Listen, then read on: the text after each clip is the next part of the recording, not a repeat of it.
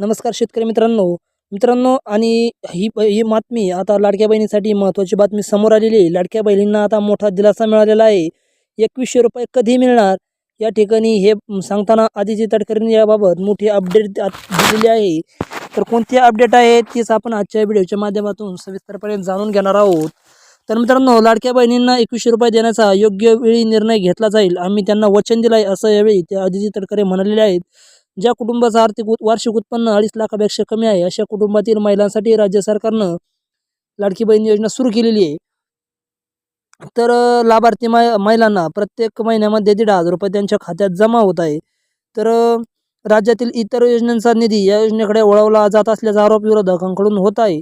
यामुळे आता योजनेबाबत उलटसुलट चर्चा सुरू झालेली आहे।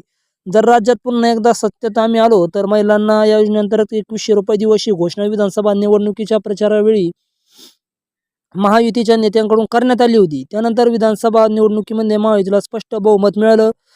त्या ठिकाणी सत्तेत ती महायुती आली आणि आता 2100 रुपये कधीपासून मिळणार याकडे लाखभरातील महिलांचं लक्ष लागलं होतं। तर या अर्थसंकल्पीय अधिवेशनामध्ये याबाबत निर्णय होऊ शकतो असं अंदाज होता, 90% असा अंदाज होता। मात्र अजूनही त्या ठिकाणी घोषणा करण्यात आलेली नाही।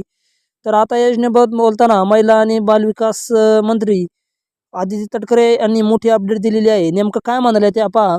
लाडक्या बहिणींना 2100 रुपये देण्याचा निर्णय योग्य वेळी घेतला जाईल, आम्ही वचन दिलं आहे, दिलेल्या वचनापासून आम्ही फारकत घेत नाही, ही योजना सुरूच राहणार, 2100 रुपये देण्याचा निर्णय योग्य वेळी घेतलाच जाणार आहे, असं त्या ठिकाणी मंत्री आदिती तटकरे यांनी म्हणले आहे।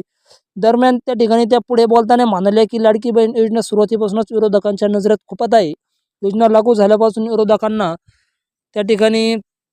विरोधकांनी कधीच योजनेची प्रशंसा केली नाही। विरोधक त्यांच्या मनातील नैराश्य योजनेवर काढत आहे, असा हल्लाबोलही त्यांनी यावेळी केला।